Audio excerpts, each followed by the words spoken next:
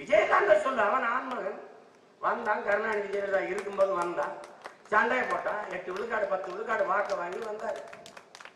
அவன் ஒரு போராட்டக்காரன். நீ யாரும் இல்லாத பொட்டல்ல கம்பெடுத்து வீசுறவன் வீரன் இல்லடா. பைத்தியக்கார பையன். என்னை நாடு கடத்தணும்னா சாமி மகராசனா செய்யுங்க, என் பாஸ்போர்ட்டை கொடுங்க, நானே போயிடுறேன். நீங்க எல்லாம் வாழ்ற நாட்டுல நான் வாழ்றதுக்கு வெக்கப்படுறேன், அவமானப்படுறேன், போயிடுறேன் எங்கேயாவது. தூய்மை இந்தியான்னாங்க, ஸ்வச்ச பாரத்னாங்க, மிச்ச பாரத்தை என்ன பண்ணுவீங்கன்னு கேட்டேன். ரெட்டையலா உதயசூரியனுக்கு ஓட்டு போட்டவனை மாற்ற முடியுங்கிற நம்பிக்கை எனக்கு கிடையாது. ஓட்டுக்கு காசு வாங்கிட்டு போட்டவனை மாற்ற முடியுங்கிற நம்பிக்கை எனக்கு கிடையாது. அதை வியாக்கியானம் பேசி என்னைய மாத்தானே ஒழிய அவன் மாதிரி வரமாட்டான். பிரதமர் தத்தெடுக்கிற கிராமத்துல இருக்கிற கோயிலே அது எல்லாரும் ஒன்னா போய் கும்பிடலாமா? அந்த கோயிலையாவது எங்களை போன்றவர்கள் மணி அடிச்சு மந்திரம் சொல்ல வாய்ப்பு இருக்கா? பேசும்போது எல்லாருக்கும் நல்லா படுது, அது சொல்றதுதான் சரிதான். வரட்டும் பார்த்துக்கலாம், நீ போட்டா தானே வர முடியும். ஓம்ங்கிறது மந்திரம் இருக்கேன்.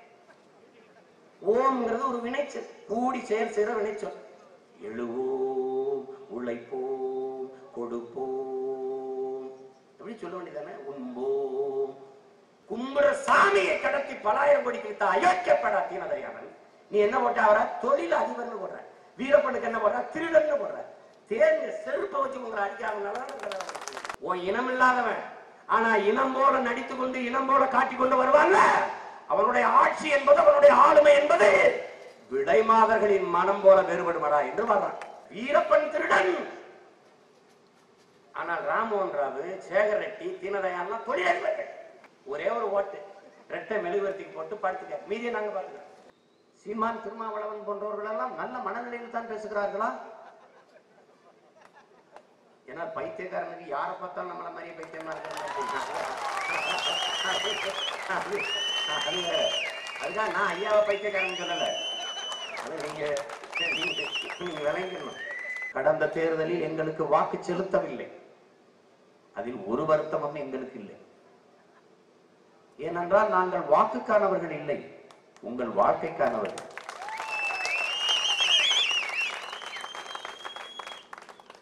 மற்றவர்களுக்கெல்லாம் நீங்கள் ஒரு ஓட்டு, எங்களுக்கு நீங்கள் உயிர். அதை விளங்கிக் கொள்ள வேண்டும். எவ்வளவு நிராகரித்தாலும், என்னதான் கண்டுகொள்ளாமல் கடந்து போனாலும், திரும்ப திரும்ப வந்து இவர்கள் கத்திக் கொண்டிருக்கிறார்களே, காரணம் பேரன்பு கொண்டு நாங்கள் உங்களை நேசிப்பதுதான் காரணம்.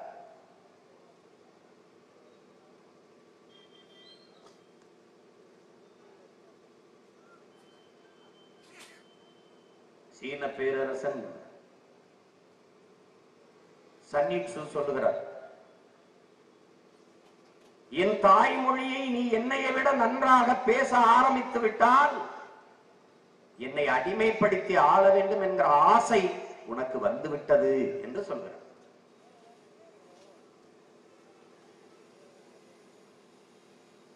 அதை புரிந்த என் தம்பி தங்கைகளுக்கு நன்றாக புரியும் என்று நினைக்கிறேன். நாங்கள் மொழி, இனம், உரிமை என்று பேசுகிற போதெல்லாம் உங்களுக்கு நடுக்கம் வருகிறது என்றால் உங்கள் அடித்தளத்தை என் தாய் நிலத்தில் கட்டி இருக்கிறீர்கள் என்று குர்தீஸ் மூசா சொல்றார். கவிஞர் குர்தீஸ் மூசா. நான் என் மொழியை நேசிக்கிறேன், என் இனத்தை நேசிக்கிறேன், என் மண்ணை, என் மரத்தை, என் வளத்தை, என் நிலத்தை, என் மக்களை நேசிக்கிறேன். இதுல உனக்கு என்ன பிரச்சனை? இல்ல எங்க இருந்து இனவெறி சொறி எல்லாம் வருகிறது? இதான் நம்ம எழுப்புற கேள்வி.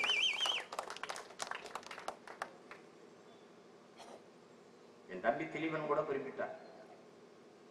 மதிப்பிற்குரிய நமது ஐயா எச் ராஜா அவர்கள், பாரதிய ஜனதா கட்சியினுடைய தேசிய தலைவர் அவர்கள், என்னை சீமான், திருமாவளவன் போன்றவர்கள் எல்லாம் நல்ல மனநிலையில் தான் பேசுகிறார்களா? ஏன்னா பைத்தியக்காரனுக்கு யாரை பார்த்தாலும் நம்மள மாதிரியே பைத்தியமா இருக்க.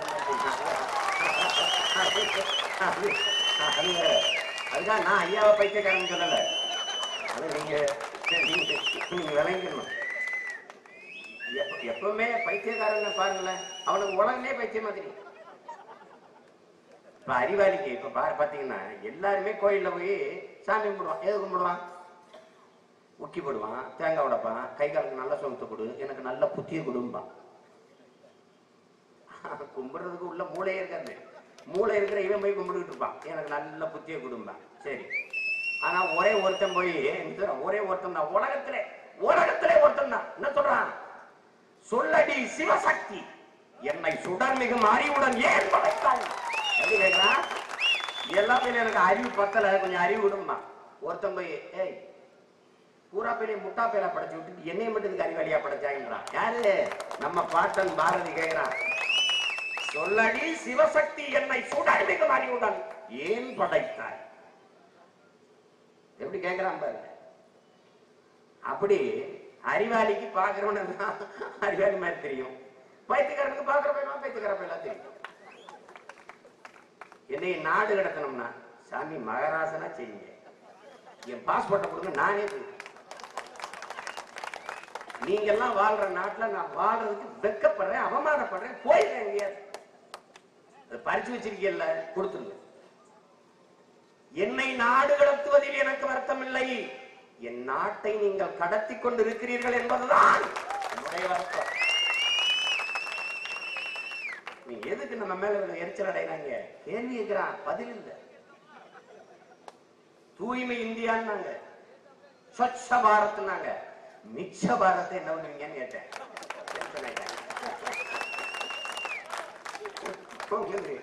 இங்க வாப்பா, உண்மையான தூய்மை இந்தியானா என்ன? இங்க வா, குப்பையை அள்ளி கூட்டி கொட்டுறதல்லையா தூய்மை இந்தியா.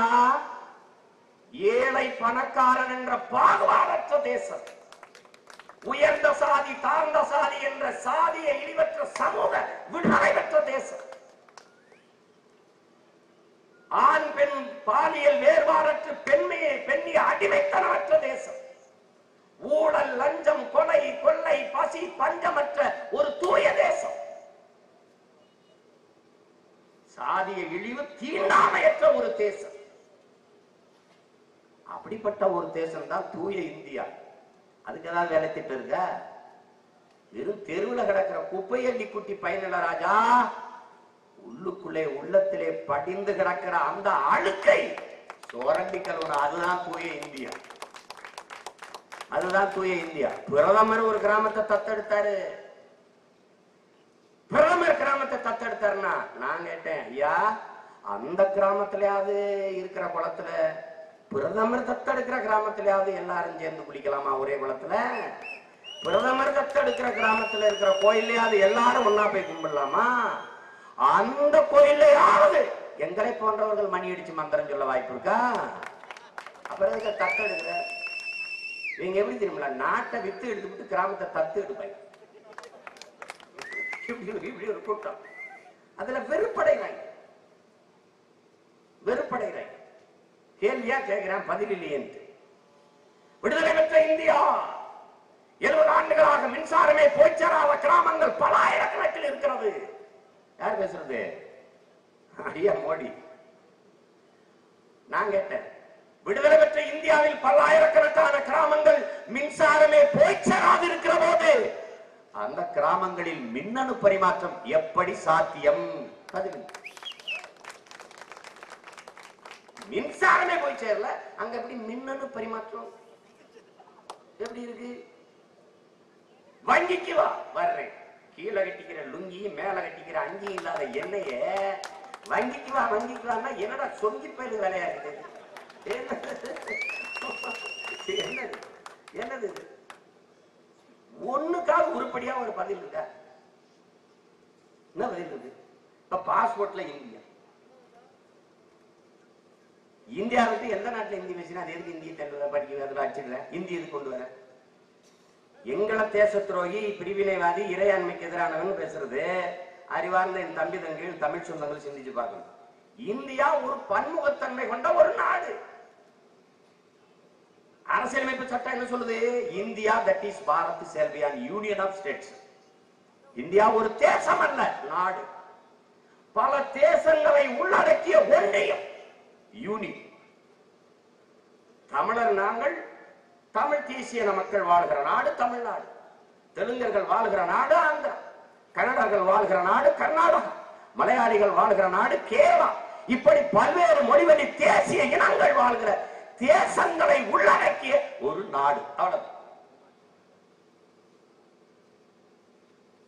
நீ வா, பொது விவாதத்துக்கு என்னோட வரியா? இந்தியாவில் இருக்கிற மொழிகளிலே மிக மிக மிக பின்னாடி வந்த மொழி எது? வா பேசுவோம். இந்தியாவில் இருக்கிற மொழிகளிலேயே மிக மிக பின்னாடி வந்த மொழி இந்தி. இந்தியா 500 ஆண்ட கூட தொடல. நல்லா கொஞ்சிக்கணும். 15ஆம் நூற்றாண்டுல மலையாளம்ங்கிற ஒரு மொழி கிடையாது. 500 ஆண்டுகளுக்கு முன்னாடி வரைக்கும் மலையாளியே கிடையாது. மலையாளம்ங்கிற மொழி கிடையாது.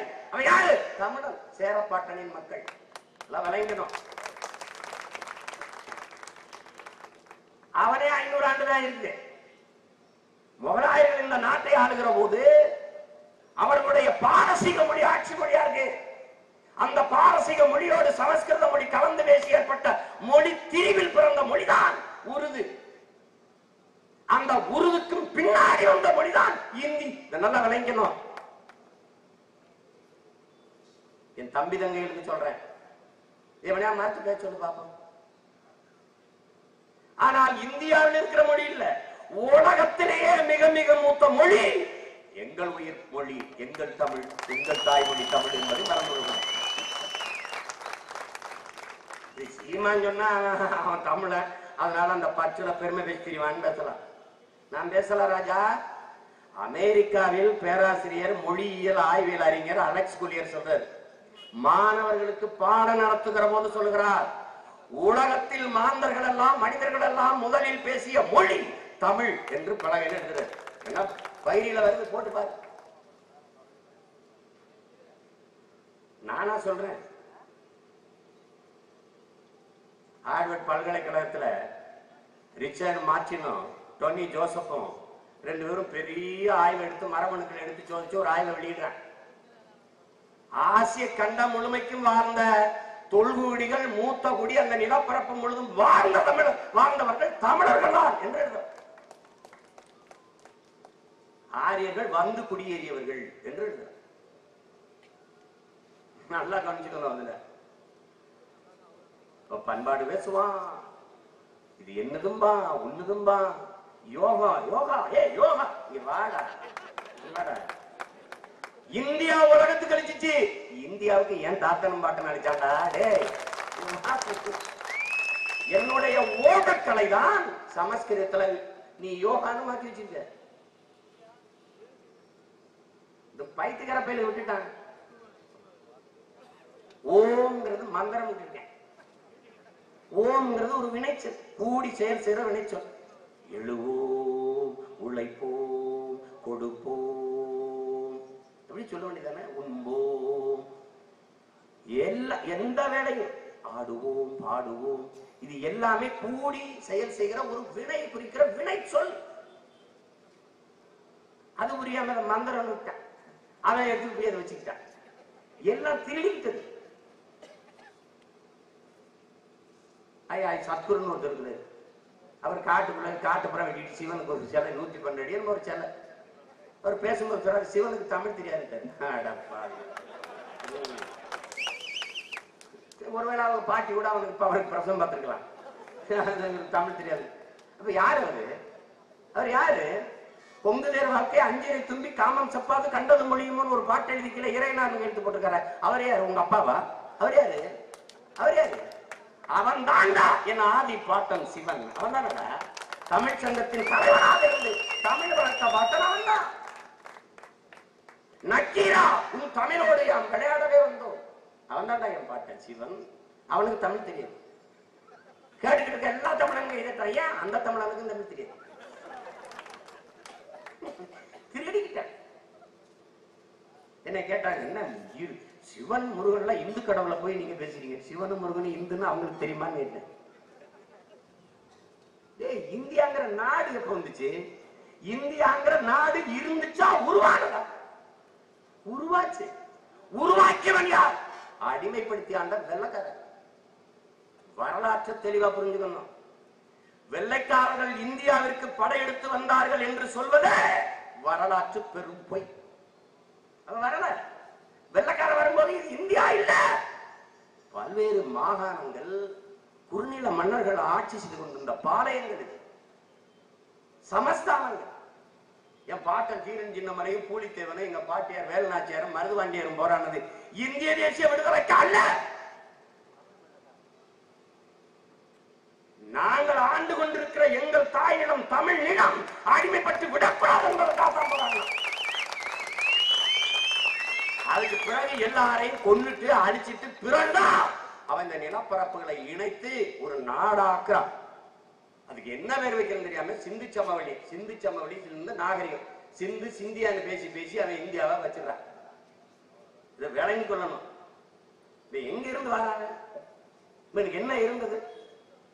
எல்லாத்தையும் திருடி கொள்ளலாம். தேவாரம், திருவாசகம், திருப்புகழ், திருவம்பாவை எல்லாம் இந்து மத நூலா சைவ மத நூலா? இந்த இருக்கு மடம். இது சைவ மடமா இந்து மடமா? யாரு மடம்? எல்லாத்தையும் பறிவுறுத்தி நிற்கிற பரதேசி மக்களா நாங்க இருக்கோம். இதான் நடந்தது.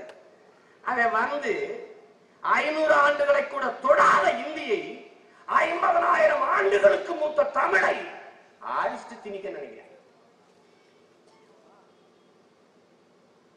அறிவார்ந்த என் தம்பி தங்கைகள், என் தமிழ் சொந்தங்கள் புரிந்து கொள்ளணும். நாம செய்யறது ஒரு போர், ஒரு புரட்சி, பண்பாட்டு புரட்சி, அரசியல் புரட்சி. மன்னராட்சி காலத்துல மராட்டிய மன்னர்கள், சரபோஜி மன்னர்கள் படையெடுத்து வந்து நமது பாட்டன் முப்பாட்டனை தோக்கடிச்சு நம்மளை அடிமைப்படுத்தி ஆண்டார்கள். அது வரலாறு. அப்ப எதிர்த்து போரிட்டார்கள் நமது முன்னோர்கள். வாளும் வேலும் ஏந்தி சண்டைத்தார்கள். அது ஒரு போர். அன்னைக்கு படையெடுத்து வந்தார்கள் மராட்டியர்கள், இன்னைக்கு படம் எடுத்து வருகிறார்கள். ஆண்டுகள் மாறி இருக்கிறது, ஆனால் ஆதிக்கமும் அதிகாரம் மாறல. ஆனால் அவன் பிள்ளைகள், சோழ பேரரசனின் பிள்ளைகள் நாங்கள் ஆயுதம் ஏந்திய புரட்சி இல்லை, அறிவாயுதம் ஏந்திய அரசியல் போரை அந்த மராட்டிய படையெடுப்புக்கு எதிராக மாற்று மொழியினத்தவர்கள் தமிழ் தேசியத்தின் மீது செலுத்த துடிக்கிற ஆதிக்கத்தை எதிர்த்து அரசியல் பெரும் போரை தொடுக்கிறோம். இதை நல்லா புரிஞ்சுக்கணும். அது எவனா இருந்தாலும் எதிர்ப்போம். ஓடு ஓட்டு போடாம போ. ஆனால் வரலாற்றுல என் தலைவன் எனக்கு கற்பித்தது இருக்குது, தமிழர்களுக்கு என்று வரலாறு இல்லை. ஏன்? வரலாற்றை படைக்கிறவனுக்கு எழுத நேரம் இருக்காது, அதனால எழுதல. ஒண்ணு இல்ல. ஆனா ஒண்ணு விளங்கணும், எனக்கு வரலாற்று சான்று இல்ல. என் பாட்டம் கட்டின கோயில் இருக்குது, அது ஒரு சான்றா இருக்குது. இன்னொரு பாட்டம் கட்டின கல்லணை இருக்குது, அது ஒரு சான்றா இருக்கு. ஆனால் கரிகால் பெருவள சோழனின் வரலாறு இல்லை. அதான் பெரிய துயரம். பாண்டிய நெடுஞ்செழியன் மதுரையை ஆண்டான் என்பதற்கு வரலாற்று சான்றுகள் இல்லை. இன்னொரு பாட்டன் இளங்கோவடியில் எழுதிய சிலப்பதிகாரம் என்கிற இலக்கிய சான்றுதான் இருக்குது. நம்ம அப்பத்தா கண்ணகி போய் பாண்டிய நெடுஞ்செழியன் நீதி கேட்டா அப்படிங்கிறத படிக்கும்போது ஓ பாண்டிய நெடுஞ்செழியன் நாட்டாண்டிருக்கானோ தெரியுது. இதைத்தான் எங்கள் தலைவன் என்னிடத்தில் சொல்றான், நமக்கென்று வரலாறு இல்லை, ஆனால் ஒரு இனம் தன் விடுதலைக்காக போராடி சத்தது என்ற வரலாறாவது நமக்கு வரட்டும் என்று சொல்றான். அவன் பிள்ளைகள் அதே தான் செய்யறான். அணுவுல வரும்போது என்னடா பண்ணிட்டு இருந்தாங்க? ஒரு கூட்டம் போராடினாடா, போராடி இருக்காங்கடா. மீத்தேன் எரிகாற்று எடுக்கும்போது என்னடா பண்ணாங்க? போராடினாங்கடா. நம்மாழ்வார்னு ஒரு பெரிய நம்ம தாத்தன் ஒருத்தர் இருந்தான்டா, அவன் ஊர் ஊரா பேசி போராடிதான். இந்த வரலாற்று பதிவு கதிராமங்கலத்துல எடுக்கிறான். நம்ம கதிராமங்கலத்துல மீத்தேன், நெடுவாசல் ஹைட்ரோ கார்பன் எடுக்கும்போது என்ன பண்ணா? போராடுறா மக்கள். அது வரட்டும்.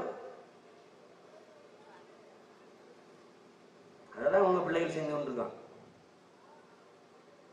பாருங்க,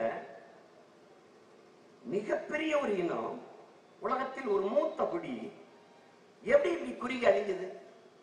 எப்படி அழிஞ்சது? எங்க அப்பா நம்மாழ்வார் ஒரு இயற்கை வேளாண் பேரறிஞர். அவர் சொல்றாரு, ஜப்பான் நாட்டு இயற்கை வேளாண் பேரறிஞர் மாசானூர் புக்கா கோடைய ஒற்றை வைக்கோல் புரட்சி எல்லாரும் படிக்கணும். அவருடைய வேளாண்மை முறையை நம்ம பார்க்கிறோம், பின்பற்ற. ஆனா வரலாறு என்ன சொல்லுது?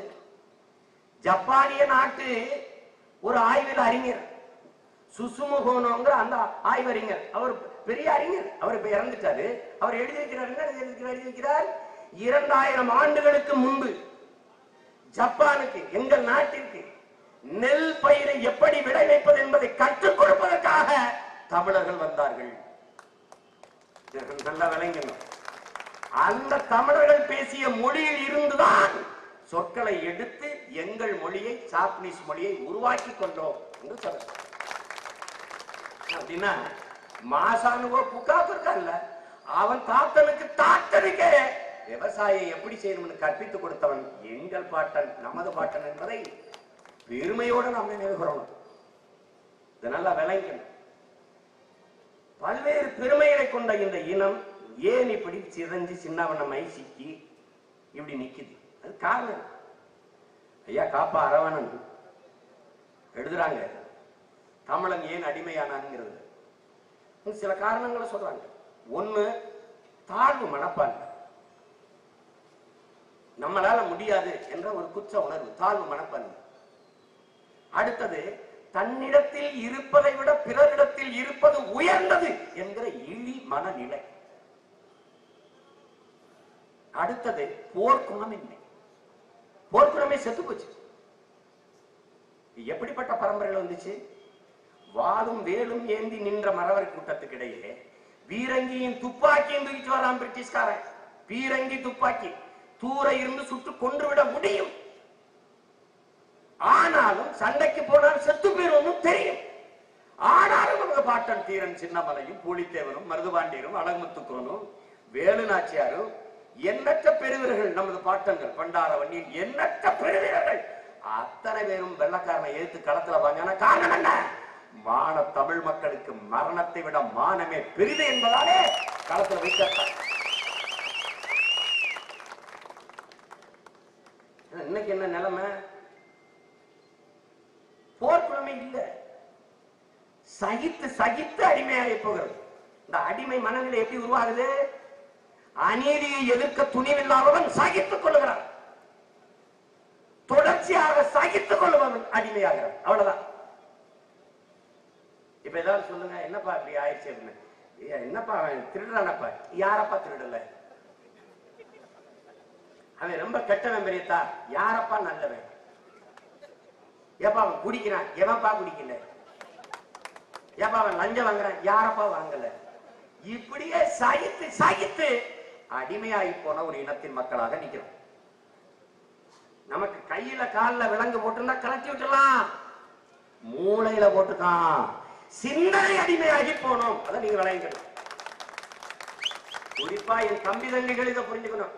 நாங்க பாரு, என் ஆத்தாளுக்கு அப்பனுக்கோ என் தாத்தாவுக்கோ பாட்டிக்கோ நான் பேசல, என் அண்ணனுக்கோ மாமாவுக்கோ சித்தப்பனுக்கோ பேசல, எனக்கு கீழே இருக்கிற என் தம்பி தங்கைகளுக்கு தான் பேசுறேன். ரெட்டையில உதயசூரியனுக்கு ஓட்டு போட்டவனை மாற்ற முடியுங்கிற நம்பிக்கை எனக்கு கிடையாது. ஓட்டுக்கு காசு வாங்கிட்டு போட்டவனை மாற்ற முடியுங்கிற நம்பிக்கை எனக்கு கிடையாது. அதை வியாக்கியானம் பேசி என்னைய மாத்தான ஒளி அவன் மாதிரி வரமாட்டான். அதெல்லாம் விளங்கணும். பழகிருச்சுங்கிறான்ல, வெறும் போல அடிமைக்காரனுக்கு இவனுக்கு என்ன வித்தியாசம் இருக்கு? பழகிருச்சு. அதனால அவனும் நாங்க கவனத்தில் எடுக்கல. சீன புரட்சியாளர் மாவ சொல்றான், எழுதாத வெள்ளை தாள்களை என்னிடத்தில் கொடுங்க, நான் புதிதான ஒன்றை எழுதணும், நல்லதை எழுதணும்னு நினைக்கிறான். யாரு? மாசெட்டும். அதை தான் நானும் சொல்றேன். எல்லாரும் எழுதி எழுதி எழுதி எழுதி கிறுக்கி கிறுக்கி வச்சதுல நான் எவ்வளவு ஆளுனாலும் நீ படிக்க முடியாது. அதனால எழுதிய தாள்கள் எனக்கு வேண்டாம். ஏற்கனவே திமுக அதிமுக சித்தப்பன் பெரியப்பெல்லாம் வராத, நீ இரு. ஆனா உன் புள்ள என்ற வரும்போது தடுக்காது, தயவு செய்து தடுக்காது. நீங்கள் எல்லாம் சேர்ந்து நாசமாக்கி கெடுத்து விட்ட இந்த நாட்டை ஓரளவாவது காப்பாற்ற முடியும்னா தயவு செய்து தடுக்காம உங்க பிள்ளைகளை விட்டுருங்க. நீங்க மாறி மாறி 50 ஆண்டுகளா இந்த 2 பெரும் கட்சிகளுக்கு வாக்களித்ததன் விளைவுதான் உங்கள் பிள்ளைகள் எல்லாத்தையும் விட்டுட்டு இந்த முச்சத்தில மூச்சை வெடிக்க வெடிக்க கத்திட்டு இருக்கா. அதனால கவனிச்சுக்கணும். ஒரு தேவையும் இல்லை எங்களுக்கு, ஒரு தேவையும் இல்லை. இந்த ரஜினிகாந்த் இவங்க எல்லாம் தான் சம்பாதிப்பாங்க, நாங்களும் சினிமா சம்பாதிச்சிருக்கோம். படம் இந்த ஒருத்தர் அமெரிக்கால ஜெர்மனியில விஞ்ஞானியா இருந்த வேலையை விட்டு வந்திருக்கேன், அந்த பொறியாளர் வேலையை விட்டு இருக்கிறாரு, இங்க வந்து ஒரு கல்லூரி நடத்துற வேலையை விட்டு வந்து எல்லாம் நாங்க தெருவில் எழுதிட்டு. நல்லா கவனிச்சுக்கணும். நீங்க பேசி பேச்ச கட்டு வீட்டுல படுத்துருவியா, நான் இங்க இருந்து பயணிச்சு இன்னொரு ஊருக்கு போகணும், நாளைக்கு அங்கே போய் கத்தணும். ஏன் பேசி பேசி பேசி பேசி திருத்த வேண்டியது இருக்கு. பேசும்போது எல்லாரும் நல்லா படுது, அது சொல்றதுதான் சரிதான். வரட்டும் பார்த்துக்கலாம். நீ போட்டா தானே வர முடியும்.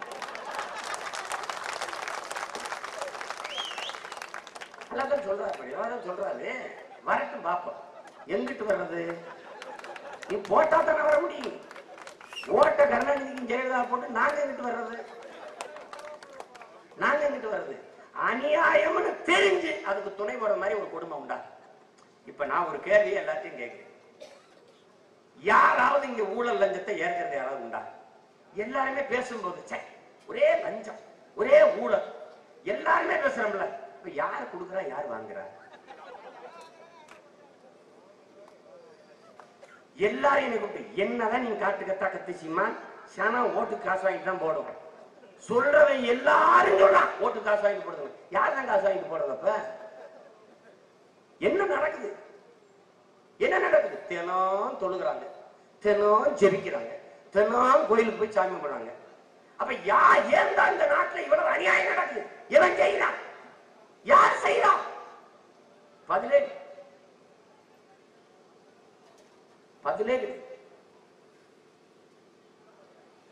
அப்ப வேற வழி இல்லை என்று புலம்பிக் கொண்டிருப்பதை விட நாமே ஒரு வழியாக மாறிவிடுவோம் என்றுதான் உங்கள் பிள்ளைகள் இந்த வேலையை வந்து செய்ய வந்திருக்கோம். நீங்க தான் சொல்றீங்க கருணாநிதி விட்டா வேற யாருப்பா? அம்மையார் ஜெயலலிதா. அம்மையார் ஜெயலலிதா விட்டா வேற யாருப்பா? கருணாநிதி தானே. நாங்க சொன்னோம் 2 பேரையும் விடுங்க, உங்க பிள்ளைங்க நாங்க இருக்குன்ட்டு. நீங்க அதையும் கேட்கல. இப்ப தொலைக்காட்சி திறக்க முடியல. ரஜினிகாந்த் வாரா, ரஜினிகாந்த் போறா, ரஜினிகாந்த் தும்முறா, ரஜினிகாந்த் உட்காரா, ரஜினிகாந்த் எந்திரிக்கிறாங்க. நீங்க எங்க ஊர்ல தீபாவளிக்கு பட்டாசு வெடிப்பான். பட்டாசு பெரிய பட்டாசு பயங்கரமா வெடிக்க போறா, ஊடே அதிர போறான்னு எல்லாம் காதை பத்திட்டு உட்கார்ந்துருப்போம். அது புசுக்குன்னு வெடிச்சுட்டு போகும். அது மாதிரி இவங்க பெரிய பட்டாசுக்கு பீத்திட்டு வர மாதிரி புசுக்குன்னு வெடிக்க போகும். விஜயகாந்த சொல்லு, அவன் ஆன்மகன் வந்தான். கருணாநிதி ஜெயலலிதா இருக்கும்போது வந்தான், சண்டையை போட்டான். 8 விழுக்காடு 10 விழுக்காடு வாக்க வாங்கி வந்தாரு. அவன் ஒரு போராட்டக்காரன். நீ யாரும் இல்லாத பொட்டல்ல கம்பெடுத்து வீசுறவன் வீரன் இல்லடா, அவன் பைத்தியக்கார பையன். சிஸ்டம் சரியில்லையா? ஜெயலலிதா கருணாநிதி இருக்கும்போது சிஸ்டம் சரியில்லைன்னு சொன்னவன். நீ அப்ப என்ன பண்ண? இவ்வளவு நாள இருந்த சிஸ்டம் திருட்டு ஒரே நாள் ரிப்பேர் ஆயிடுச்சா? எப்படி எப்படி இவங்க பேசுறவங்களை பாருங்க. நல்லவர் என்ன கூட படுத்து குடும்பம் பத்தியா? என்னன்றா சொல்றீங்க நல்லவர்னு? இந்த 8 கோடி தமிழ் மக்கள்ல எவனுமே நல்லவன் இல்லை என்று காட்ட முயற்சிக்கிறேன். அதான் அர்த்தம். அவர் ரொம்ப நல்லவர் அப்படின்னா நாங்களா யாரா? இவன் காட்ட முயற்சிக்கிறது பாருங்க. வீரப்பனை எப்படி காட்டுவாங்க தெரியுமா? வீரப்பன் இன்னும் இந்த கூட்டம் வீரப்பனை நினைச்சுக்கிட்டு தெரியுங்களா? திருடது, கொலகாரு. வீரப்பனே திருடன் கொலகாரன்னா கருணாநிதி ஜெயலலிதா என்ன பேர் வைப்ப?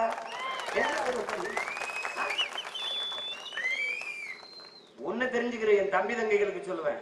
பிரபாகரன் நம் இனக்காவலன், வீரப்பன் நம் மனக்காவலன். விளங்கணும். இன்னும் கிடையாது. வீரப்பன் மட்டும் இன்னைக்கு இருந்தா மேகதாதுல அணை கட்டுவேன்னு கர்நாடகா சொல்லுவாங்களா? இதான் கேள்வி. காவிரி மேலாண்மை வரையும் அமைக்க முடியாதுன்னு சொல்லுமா? பல பேர் காட்டுக்கு உட்காந்து கை கிட்டு வந்து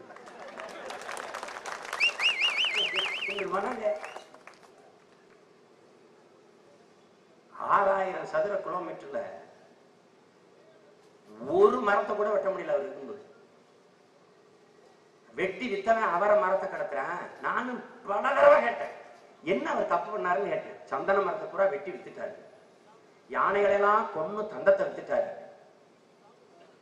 நான் கேட்டேன், வித்தவர் எங்க இருந்தாரு? காட்டுக்குள்ள. வாங்கின எங்க இருந்தாங்க?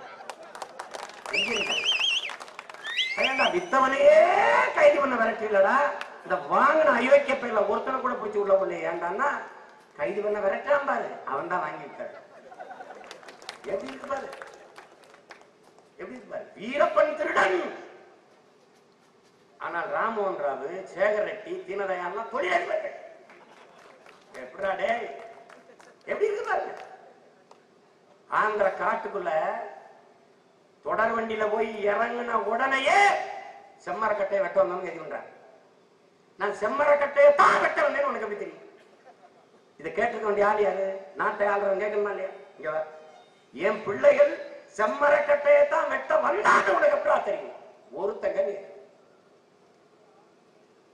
ஒரு விடுதியில, உணவு விடுதியில வேலை செய்ய வந்திருக்கலாம், அல்லது ஒரு கட்டட வேலையில சித்தால் வேலை பார்க்க வந்திருக்கலாம், ஒரு தச்சு வேலைக்கு வந்திருக்கலாம், ஆடு மாடு மேய்க்க வந்திருக்கலாம், சாலை போட வந்திருக்கலாம், எந்த வேலைக்காக வந்திருக்கலாம்ல. நீ செம்மரக்கட்டையை தான் வெட்ட வந்தான்னு தொடர் வண்டி நிலையத்துல ஏன் ஒண்ணு எப்படா கைது பண்ண? கேள்வி யாரும் கேட்கல, ஜெயலலிதா கேட்கல, எவனும் கேட்கல.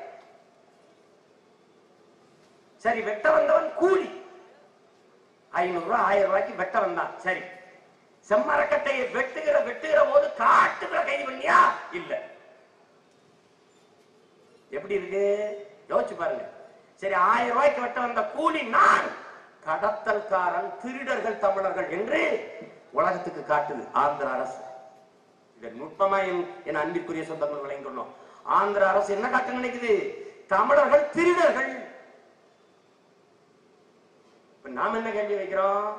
நான் ஒரு கூலி, தினக்கூலி, என் ஊர்ல வேலை கிடைக்கல, பசி வறுமை போக்க வழி இல்ல, குடும்பம் பட்டினியா கிடக்கு, ஒரு கூலிக்கு விறகு வெட்ட வந்த. சரி, ஆனால் செம்மரக்கட்டையை வெட்ட வந்த கூலி நானே திருடன் என்று என்னை சிறையில் ஒதுக்கி வச்சிருக்கேன் நீ.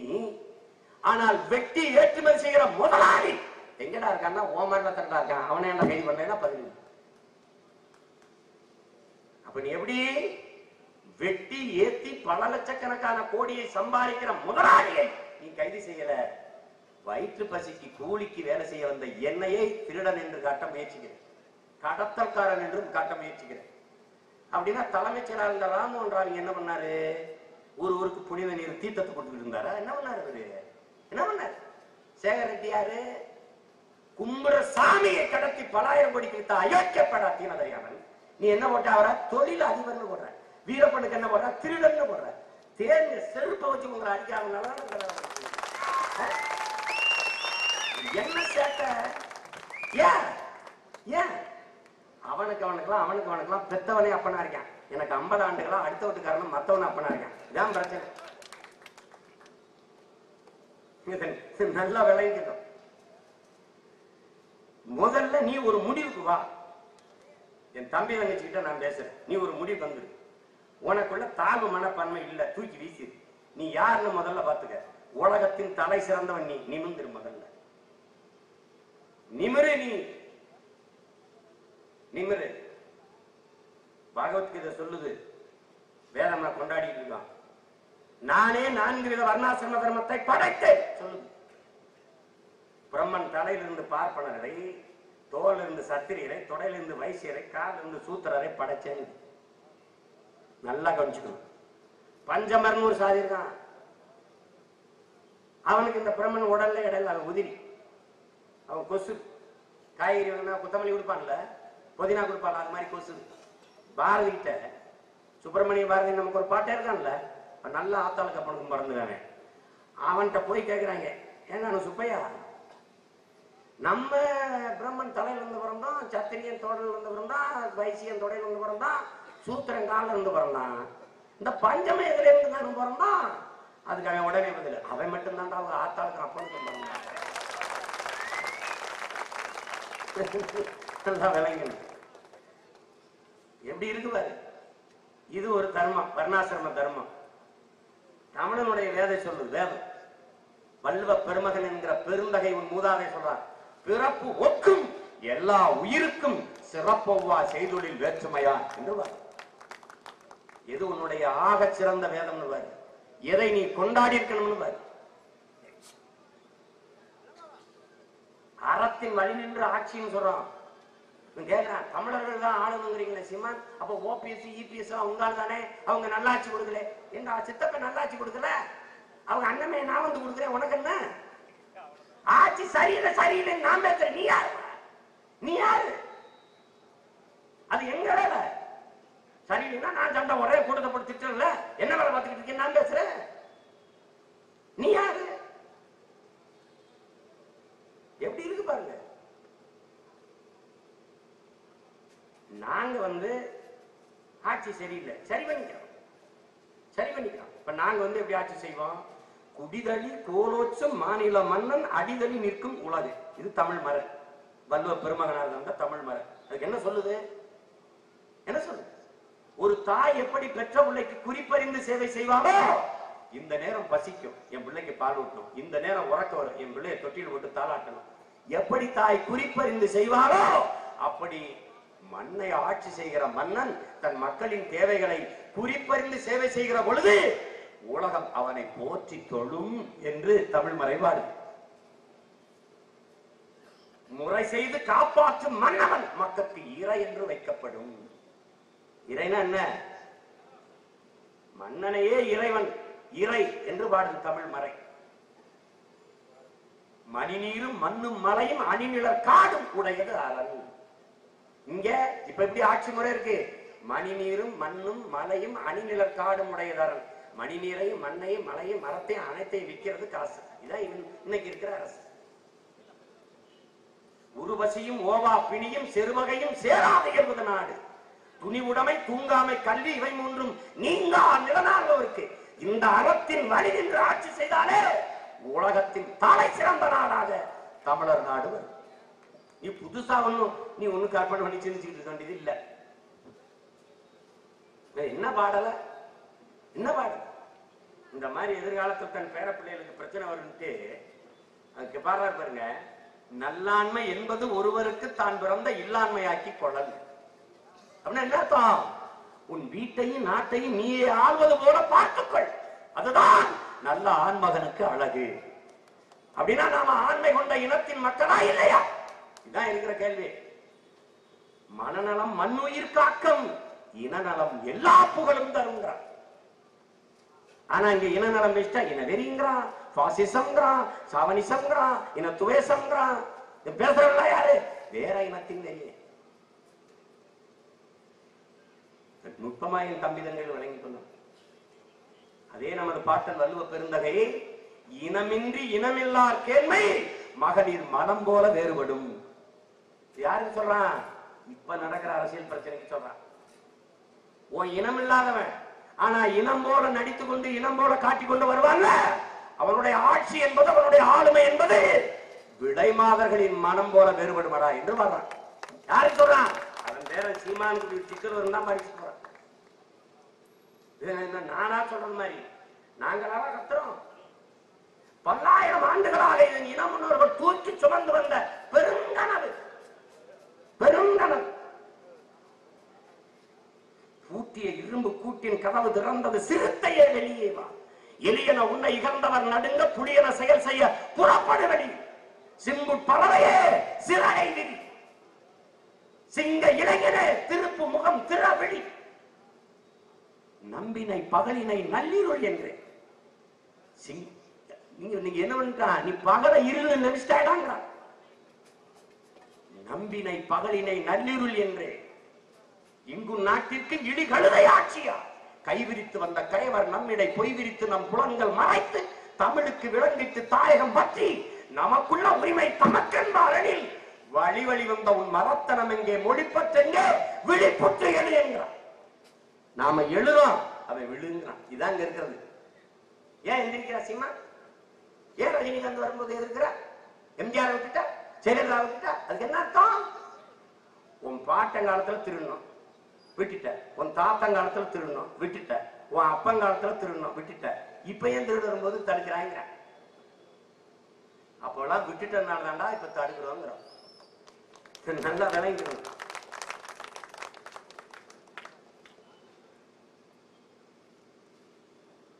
இது ஒரு தேசிய இனத்தின் உரிமை. நாம கேட்கிறது இனவெறியோ இனபாதமோ இல்ல. தமிழரை தவிர தமிழர் நாட்டில் யாரும் வாழக்கூடாது என்று சொல்வதுதான் இனவெறி. தமிழர் நாட்டை தமிழரே ஆள வேண்டும் என்பது வெறி அல்ல, இனத்தின் உரிமை. இதை நல்லா விளங்கணும். இது ரெண்டையும் மட்டும் குழப்பிக்க கூடாது. அறிவார்ந்த எனது தம்பி தங்கைகள் புரிந்து கொள்ளும். நாங்க ஆளணும்னு ஏன் துடிக்கிறோம்? ராஜராஜ சோழன் சமாதி எங்க இருக்கு? சொல்ல வர சொல்லு. ராஜராஜன் கோயிலுக்குள்ள நேர் வாசல்ல நுழைஞ்ச ஒரு அரசியல் தலைவர் சொல்லு. உங்க பிள்ளை சீமானை தவிர எவனா ஒருத்த உலகம் சொல்லு. ஏன்? அவனுக்கு போனா தோத்து போயிடும், போனா செத்து போயிடும் நினைட்டான். எவனுமே போனது நீ. இது ஒரு ஈன கூட்டம். இந்த கதிராமங்கலத்துக்கு போன, கதிராமங்கலம் சடையப்பவள்ளல் ஊர், நெற்கதிரிலேயே கூரையை வைந்ததுனால அது கதிராமங்கலம் என்று பெயர் அழைக்கப்படுது. நல்லா யோசிச்சு பார்த்துக்கிறங்க. சோற வடிச்ச தண்ணி ஆறா ஓடி இருக்குது. சோற வடிச்ச தண்ணி கடலுக்குள்ள மூழ்கி முத்தெடுத்தான். நம்ம பாட்டங்க கண்ணல்ல கரும்புல விளைய வச்சு முத்தெடுத்துருக்கான். அப்படிப்பட்ட செழிப்பான பூமியை தரிசாக்க முயற்சி செஞ்சுட்டு இருக்கான் மீத்தேன் எடுத்து. அக்காவும் தங்கச்சியும் பெரியம்மாவும் சின்னமாவும் சுத்தி நின்றுகிட்டு கண்ணீர் விட்டு கதறுது. எப்ப தண்ணி குடிக்க முடியல, தண்ணி மஞ்சளா வருது, எண்ணெய் மிதந்து வருது, சோறாக்குனா நஞ்சாயிருக்கு, விஷமாயிருக்கு, சாப்பிட முடியல. நிற்பான் எதை நிற்பான்? யாரு கேட்பான்? என் காற்று மாசுபட்டு, என் காற்று நஞ்சாயி, நீர் நஞ்சாயி, நிலம் விஷமாயிட்டா எப்படா வாழ்றது? நாங்க எப்படி வாழ்றது? வந்தே போனவன்ட்டா நாட்டை கொடுத்துட்டு 32 ஆறு எல்லாரையும் விட்டு தின்னுட்டான், எல்லா மலைகளையும் உடைச்சு தின்னுட்டான். இப்ப எம் சாண்டுன்னு ஒரு மண் வருது. அது என்ன மண்ணு?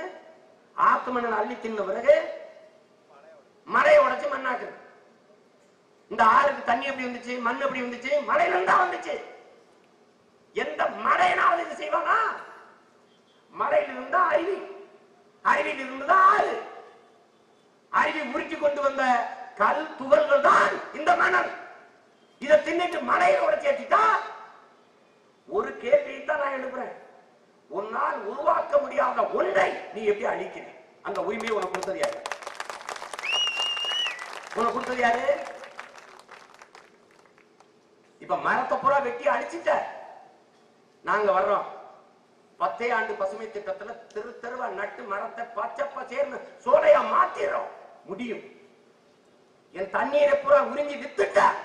வந்தவனே ஆட்டி தூக்கி விரட்டிட்டு ஏரி குளம் அத்தனை தூர்வாரி புதிய புதிய நீர்த்தேட்டங்களை வெட்டி நீரை தேக்கி என் பிள்ளைகளுக்கு நீரை வச்சுட்டு போயிடும். முடியும். ஆனால் மலையும் மணலையும் எப்படி உருவாக்குது? எப்படி உருவாக்குவ? என்ன சினிமாவை செட்டு போட்டு வச்சுட்டு போறதுக்கு?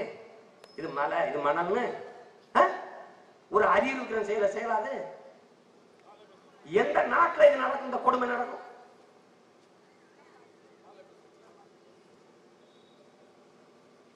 கேட்டு ஆந்திரால ஐயா சந்திரபாபு நாயுடு 22,500 தடுப்பணைகளை கட்டுவதற்கு வேலை செய்யறாரு. தமிழ்நாடு அரசு 3,500 டாஸ்மார்க் திறக்கிறதுக்கு வேலை செய்யுது. எங்க எப்படி இருக்குன்னு பாருங்க. 10,000 கிலோமீட்டர் நதிகளை இணைத்துக் கொண்டு வருகிறார் சந்திரபாபு நாயுடு. இங்க பிரிஞ்சு நிற்கிற அதிமுக 4 அணியை இணைக்கிறதுக்கு வேலை செஞ்சுக்கிட்டு இருக்கு அரசு. இது மாதிரி ஒரு கொடுமை எங்க உலகத்தில் இருக்கா பாருங்க. என் தம்பி கேட்ட மாதிரி அதிமுக தான் ஊழல் செஞ்ச கட்சி. சசிகலா உள்ளதுக்கு போட்டாச்சு, தினகரன் உள்ளதுக்கு போட்டாச்சு. அப்ப ஊழல் உனக்கு கசக்கும், ஊழல்வாதி ஓட்டு இனிக்குமா? அதை என்ன மையத்துக்கு போய் கேட்கிற? நீ எதுக்கு வாங்குற? எதுக்கு வாங்குற? நீ அதிமுகவின் ஓட்டு எங்களுக்கு வேண்டாம் என்று சொல்லணுமா இல்லையா? நீ அது எப்படி? அவன் ஓட்டை வாக்கை நீ வாங்குறவன், நீனும் ஊழல்வாதி என்னப்போ? எப்படி? நீ செஞ்சா என்ன? ஊழல் செஞ்சான்னா ஊழல் செய்தவனுக்கு துணை நின்னா எப்படிப்பட்ட நிலைமையில் இருக்கு பாருங்க. அவன் கேட்கவே இல்லை. 3 பேரும் ஓடி போய் எங்க ஓட்டு உங்களுக்கு, எங்க ஓட்டு உங்களுக்கு. இப்படி ஒரு மானங்கட்ட நிலையில் ஒரு அரசு, ஒரு ஆட்சி, கொடுமை. இதெல்லாம் மாற்றணும்.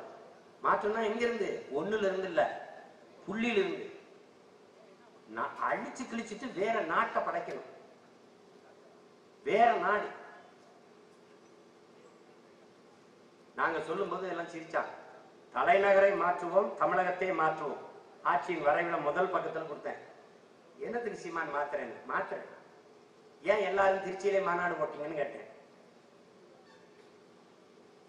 தமிழ்நாட்டில் எந்த திசையில இருந்து கிளம்பினாலும் ஒரே நாள்ல வந்துட்டு திருச்சிக்கு ஒரே நாளை திரும்பி அவன் தாய் கிராமத்துக்கு சொந்த ஊருக்கு போயிட முடியும். நல்லா புரிஞ்சுக்கணும். நாங்க சிவகங்கையில இருந்து வந்தாலும், காலையாறு கன்னியாகுமரியில இருந்து வந்தாலும், இங்கிட்டு சேலம் அங்க எந்த பக்கம் இருந்து வந்தாலும் திருச்சிக்கு அரை நாள் பயணம், வர வேலையை முடிச்சுட்டு திருப்பி அரை நாள் பயணத்துல ஊருக்கு போயிடலாம். ஆனால் சென்னைனா சிவகங்கையில் இருந்தோ கன்னியாகுமரியில் இருந்தோ மற்ற ஊர்ல இருந்து வர ஒரு நாள், அங்க வேலையை முடிக்க ஒரு நாள், திரும்பி போக ஒரு நாள், 2 நாள் செலவாகுது. அதனாலதான் எல்லா கட்சியும் திருச்சியிலே மாநாடு போடுது. அதனால நான் என்ன சொல்றேன், திருச்சி தமிழ்நாட்டின் தலைநகர். திருச்சிதான் திருச்சியே இல்ல. எங்க சோழ பெரும்பாட்டங்கள் எந்த தலைநகரை உறையுறை தலைநகராக கொண்டு ஆண்டார்களோ அதே உறையுறை தலைநகராக கொண்டு அவன் பேரப்பிள்ளைகள் ஆட்சி செய்யும். நான் மாத்தி காட்டுவேன். உலகத்தின் முன்மாதிரி நகரமாக என் தலைநகரம் மாற்றுவேன். 5 தலைநகரங்களை கொண்டு வருவேன். சென்னை துறைமுகம், கணினிக்கான திரைக்கடைக்கான தலைநகர், நல்லா கவனிச்சுக்கணும். கன்னியாகுமரி தமிழர் மெய்யியலுக்கான தலைநகர். மதுரை தமிழர் கலை இலக்கியம் பண்பாட்டுக்கான தலைநகர். கோவை திருப்பூர் தொழில் வளர்ச்சிக்கான தலைநகர். திருச்சி உறையூர் தமிழர் அரசாட்சியுடைய நிர்வாகத்திற்கான தலைநகர். அங்க போட்டுறோம். 5 பெரிய தலைநகர் நகரங்களை பிரிக்கிற போது சென்னையில என்ன கிடைக்குமோ மருத்துவம், கல்வி, வேலை வாய்ப்பு, அது எல்லா இடத்திலையும் கிடைக்கும். நுட்பமா வழங்கணும். படித்த என் தம்பி தங்கைகள், கிராமங்கள் காலியாகி கொண்டிருக்கிறது, நகரங்கள் பெருத்து வீங்கி கொண்டிருக்கிறது. இந்த பொருளாதாரம் வளர்ச்சி அல்ல, வீக்கம். இது ஒரு நோய், இது ஒரு கட்டி. ஒரு மனித உடலில் எல்லா உறுப்புகளும் சமமாக வளர்ச்சி அடைந்தால் அது வளர்ச்சி. தலையில் மட்டும் பெருசாக வீங்கி கொண்டு போகும், தோள்பட்டை மட்டும் பெருசாக வீங்கி கொண்டு போகும் என்றால் அது வீக்கம், அது கட்டி, அது நோய். இதை படித்த பிள்ளைகள் புரிஞ்சு கொள்ளும். இந்த பொருளாதார கொள்கையை நம்ம நாடு ஏற்றிருக்குது. ஸ்மார்ட் சிட்டி இருக்குது, ஸ்மார்ட் வில்லேஜ் கிடையாது. நல்லா கவனிக்கணும். ஏன் நகரங்கள் பிதுங்கி வருகிறது?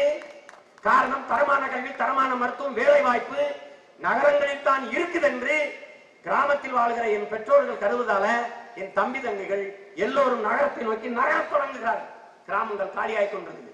கிராமங்கள் காலியாகிறதுனால என்ன? வேளாண்மை கைவிடப்படுகிறது.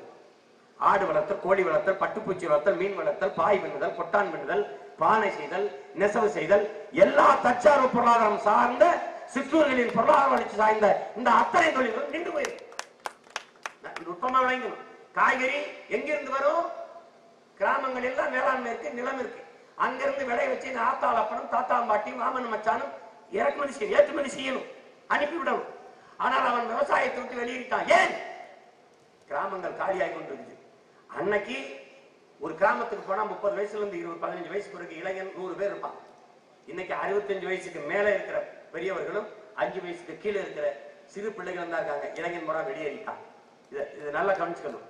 இந்த வளர்ச்சி என்பது மிக ஆபத்தானது, மிக ஆபத்தானது. அதனாலதான் உங்க பிள்ளைகள் என்ன சொல்றோம்?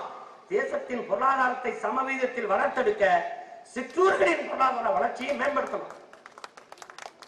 கிராமத்தை விட்டு என் பிள்ளைகள் வெளியேறாமல், என் பெற்றோர்கள் வெளியேறாமல் பாதுகாக்கணும். அப்ப அதுக்கு என்ன வழி? எல்லாத்தையும் அங்க நகர்த்தணும். இங்கே ஆசிரியர் பணிக்கு போடுகிற போது கல்லூரிகள், நகர்ப்புறத்தில் இருக்க பள்ளி கல்லூரிகளுக்கு ஏ கிரேடுங்கிற முதல் தர ஆசிரியரை அரசு பணி நியமனம் செய்யுது. அடுத்தது பி கிரேட் ஆசிரியர்கள். கிராம பகுதிகளுக்கு அந்த சி கிரேட் ஆசிரியர்களை, 3ஆம் நிலை ஆசிரியர்களை பணியிடம் செய்யுது. நல்லா கவனிச்சுக்கணும். அதனால கல்வித்தரம் அங்க குறையுது. கிராமப்புறங்களில் படித்த மாணவனும் நகர்ப்புறத்தில் படித்த மாணவனும் பொதுத்திறன் போட்டியில் பங்கேற்கிற போது கிராமப்புறத்தில் படித்த மாணவன் தோற்று போகிறான். இப்ப எப்படி நீட்டு தேர்வுல நம்மளை காலி பண்ணி நீட்டி காலி பண்ணிட்டான். அவனும் மாநில கட்சி சொல்றான் பாருங்க, தமிழ்நாட்டின் ஒருத்தர் கூட வர முடியாதுன்னு சொன்னான் வேணாம்னு. இத வரலைங்கிறது என்ன இருக்கு? இப்ப நான் முதலமைச்சர்னா நீ நீட்டு தேர்வு நடத்திருப்பியா? நடத்திருப்பியா? நீ நீட் அப்படின்னு வேற எங்கேயாவது நீட்டு ஓடாது ஓயா எடுத்துக்கிட்டு சிபிஎஸ்இன்னு ஒரு பள்ளி, மத்திய அரசு பள்ளி. அதுல என்ன நடக்குவ? வல்லபாய் பட்டேலை படிப்பான், என் பாட்ட வஉசியை படிப்பானா? எங்க பேச்சல்ல. சான்சிராணிய படிப்பான், எங்க அப்பத்தா வேலுநாச்சியார படிப்பானா? பண்டார வன்னியனை பெரும்பிடுகை படிப்பானா? வீரன் அலகுத்து கொண்ட படிப்பானா? மருதுவண்டியரை படிப்பானா? புலித்தவனை படிப்பானா? தீரன் சின்னமலை படிப்பானா? என் வரலாறு எனக்கு பாடமா வருமா? வராது, தூக்கிட்டு போட. தமிழை படிப்பானா? திருக்குறள் படிப்பானா? பாரதிதாசன் படிப்பானா? பாரதியை படிப்பானா? கம்பனை படிப்பானா? இளங்கோரை படிப்பானா? அப்புறம் என்னடா மயிர் கல்வி? என்ன கல்வி? என்ன கல்வி? இந்திய படிப்பான். இந்திய படிச்சுட்டு வேற யாரு கொடுப்பா? வேற யாரு கொடுப்பா? யாரு கொடுப்பா? நீ எழுதி வச்சுக்க, ஒரு காலம் வரும், நீ எல்லாருக்கு முன்னாடி ஓடிட்டு வா, நான் அப்படியே இருப்பேன். கடைசியா சுத்திட்டு கடைசியா என் வாசல்ல தான் வந்து நீ தாங்க உடைங்க. உனக்கு நாதி இருக்காது. அன்னைக்கு எல்லாம் முடிச்சுட்டு வருவ. மலேசியால இருந்து அடிபட்ட வானூர் நிலையத்துல இறங்குறேன். எங்க அப்பாவை அடிச்சு கொண்டு விட்டாங்கன்னு என்னை அடிச்சு விரட்டிட்டாங்கன்னு கேட்டேன். ஏன் அடி முதுகுல விழுந்தவனே சீமான் தான் ஞாபகத்துக்கு வரேன். இது நடக்கணும், நாடங்களும் நடக்கும். நீ தண்ணி இல்லாம குடத்தை தூக்கிட்டு ஓடும் போதெல்லாம் இந்த மகன் முகம்தான் என் தாய்மார்கள் ஞாபகத்துக்கு வரும். சோத்துக்கு இல்லாம வரிசையில நீ தட்டேந்தி நிப்பாம அன்னைக்கு தெரு தெருவா ஒரு பையன் கத்துனானே, எங்கடா அவனை கூப்பிடுன்னு தெருவேன். அன்னைக்கு நான் உயிரோட இருந்தா வருவேன், செத்துட்டானா நீங்க நாசமா போக. அதுக்கு முன்னாடி எச்சரிச்சுக்க, முடிச்சுக்க. என் தம்பி தங்கைகளுக்கு சொல்லுவேன், உறங்குங்கள், உங்கள் கண்கள் உறங்கட்டும், உங்கள் கனவு ஒருபோதும் உறங்கிடக்கூடாது. அதை கவனமா வச்சுக்கணும். ஏறக்குறைய முடிச்சுட்டான், நம்மள ஏறக்குறைய முடிச்சுட்டான். நம்ம எவ்வளவு கனவுகளோடு நிக்கிறோம்னு பாத்துக்க. எப்படி இருக்கு பாரு. எல்லாருக்கும் வேலை கொடுக்க முடியும், எல்லாருக்கும் கல்வி கொடுக்க முடியும். கல்வியும் மருத்துவத்தையும் இலவசமா நம்மளால கொடுக்க முடியும். கல்வியும் மருத்துவத்தையும் இலவசமா உனக்கு தந்துட்டா நீ லஞ்சம் வாங்கணும், ஊழல் வாங்கணுங்கிற அவசியமே உனக்கு தேவைப்படாது. நமது அரசு வந்தவன முதல் சட்டம், பெற்றுக் கொடுங்கள் பிள்ளைகளை, கற்றுக் கொடுக்கிறோம் நாங்கள். பிள்ளைகள் உங்கள் வீட்டின் பிள்ளைகள் அல்ல, இந்த நாட்டின் செல்வங்கள் என்று சட்டத்தை போடுவான். ஆரம்ப கல்வி முதல் ஆராய்ச்சி கல்வி வரை இலவசம். இந்தி படித்தால் வட மாநிலங்களில் வேலை, படிக்க வாய்ப்பு கொடுப்போம், தமிழ்நாட்டில் வேலை கொடுக்க மாட்டோம். ஆங்கிலம் படித்தால் அந்நிய நாடுகளில் வேலை, படிக்க வாய்ப்பு கொடுப்போம், தமிழ்நாட்டில் வேலை கொடுக்க மாட்டோம். தமிழ் படித்தால் மட்டும்தான் தமிழ்நாட்டில் வேலை, சட்டம் போடுவோம். அவன் போராடுவான், ஐயோ அதெல்லாம் கிடையாது, ஐயோ எதுக்குப்பா இந்தி படிச்ச? ஐயா வடநாட்டுல வேலை கிடைக்கும், போப்பா போ, வேலை வாங்கி தர. ஐயா எச்சராஜா எங்க அண்ணன் பண்றாங்க, கூட்டிட்டு போப்பா, போ அங்க போய் வாங்கிக்க, போ அங்க போய் செருப்பால் அடிப்பான், திருப்பி இங்க வா, நான் ரெண்டு அடிச்ச அப்புறம் வேலை வேற. எப்படி இருக்கு? எப்படி இருக்கு? ஒரு பைத்தியக்கார கூட்டம். தாய்மொழியை மறந்த இனம் உலக வரலாற்றில் வாழ்ந்ததே இல்லையே. அதை ஏன் இந்த இனம் அறியல? ஏன் அறியல? ஒண்ணுதான் உங்களுக்கு சொல்லுவேன், பெத்த தாயை பட்டினி போட்டு விட்டு எத்தனை ஆயிரம் அன்னதானம் செய்தாலும் உங்களுக்கு ஒரு பலனும் வராது. தாய்மொழி அறிவில்லாத உலகத்தில் எவ்வளவு பெரிய கல்வியாளர் ஆனாலும் நீ முட்டாள், நீ முட்டாள். நல்லா கவனிச்சுக்கணும். நீ உன்னை மறந்து உறங்குகிற போது உனக்கு கனவு எந்த மொழியில் வருது? அந்த மொழிதான் உன் கல்வி மொழி. ஏன்னா அதுலதான் நீ சிந்திப்ப. உன்னை மறந்து உறங்கும் போது நீ இங்கிலீஷ்ல கனவு வந்துருச்சுன்னா நீ ஆள் எங்கால மாறிட்ட. அதுக்கு பேர் என்ன? நீ ஈன பிறவி ஆயிட்டா, இலி சாதி ஆயிட்டா, சோரம் போயிட்ட. உன்னைய நாங்க நீ துவட்டாலும் குருவாட்டாலும் சரி வர மாட்டேன். கிளம்பிடு, கிளம்பிடு. உலக அறிவியல் உலக வரலாறு தானே சொல்லுது. தாய்மொழியில் கற்றவன் எல்லாம் படைக்கிறான், தாய்மொழியில் கல்லாதவன் பயன்படுத்துகிறான். உலகில் நோபல் பரிசு பெற்ற அத்தனை பேரறிஞனும் தாய்மொழி கல்வியில் கற்றவன். இங்க பேசும்போது எங்க ஐயா அப்துல் கலாமை பற்றி என் தம்பி திரிவன் குறிப்பிட்டார். தாய்மொழியில் கற்றவர்.